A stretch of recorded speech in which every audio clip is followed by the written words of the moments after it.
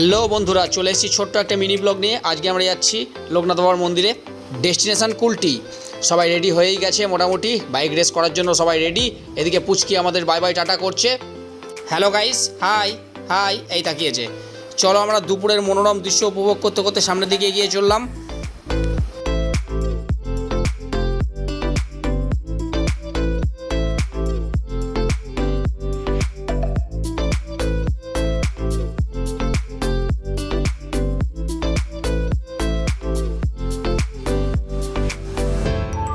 রাস্তা বেশিক্ষণের নয়, মাত্র 8 কিলোমিটার। আমরা 10 মিনিটে পৌঁছে গেছি, খুব আস্তে গাড়ি চালিয়ে। চলেই এসেছি আমরা। এইবার ঢুকবো লোকনাথ বাবার মন্দিরের দিকে, পুজোটা দিয়ে নেবো। চলো, সামনে দুজন আমাদের আপ্যায়ন করার জন্য রেডি। এই তো পেয়ে গেছি আমাদের ভাইকে। ভাই একটু ভরে দিস, টিফিন করে ভরে দিস। হ্যাঁ ভরে দিস, হ্যাঁ বলে দিলাম।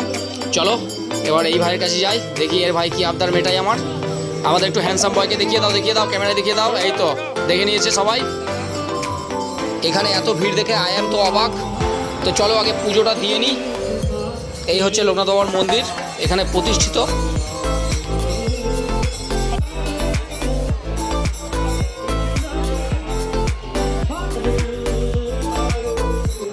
চলো এবার আমরা গুটি গুটি পায়ে লোকনাথ বাবার কাছে যাই।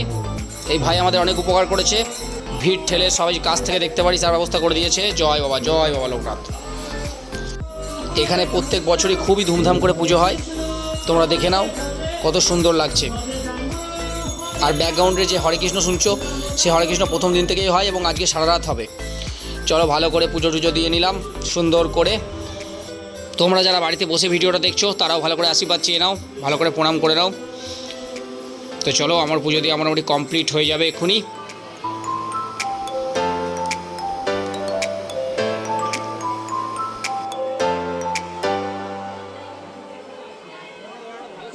চলো এবার আমরা খাওয়া দাওয়ার দিকে মনোনিবেশ করি।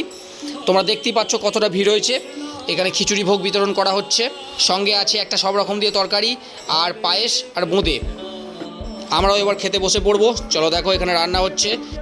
চলো আমরা এবার সব ভালো করে খেতে বসে পড়ি। পাতা এসে গেছে, এবার খিচুড়িও এসে যাবে। সবাই ঘেমে চান, তার মধ্যে আমরা বসে পড়েছি। আসলে এদিকটায় চেয়ার টেবিল ফাঁকা ছিল, তাই জন্য এদিকে এসে বসলাম ফাঁকায়। না হলে যেখানে ভিড় দেখালাম ওখানেই বসতে হতো। না, এটা কোনো ভিআইপি কোটা নয়, এখানে এটা যে কেউ আসতে পারে। আমরা ফাঁকা দেখলাম বলে এলাম। তোমরা দেখতে পাচ্ছ খিচুড়ি খেতে খেতে আমরা হাঁপিয়ে গেছি গরমে। তো চলো, খিচুড়ির স্বাদ দুর্দান্ত, কোনো কথা হবে না। তোমরা দেখো এই আবার বাঁ হাত দিয়ে খাচ্ছে। চলো আমাদের খাওয়া দাওয়া কমপ্লিট। এবার আমার দরকার শুধু একটু ঠান্ডা জল। চলো এবার এখান থেকে বেরোবো। যাদের টিফিন করে ভরার দায়িত্ব দিয়েছিলাম তাদের মনে হচ্ছে এই ভিড়ের মধ্যে দূরবীন দিয়ে খুঁজতে হবে। তো চলো বেরোই, দেখি। তো যাই হোক, সব কাজ মিটিয়ে আমরা আবার পান্ডুয়ার উদ্দেশ্যে রওনা দিলাম, মানে বাড়ির দিকে। ব্লগটা কেমন লাগলো জানাবে, দেখা হবে নেক্সট কোনো ব্লগে। চলো ততক্ষণের জন্য বাই।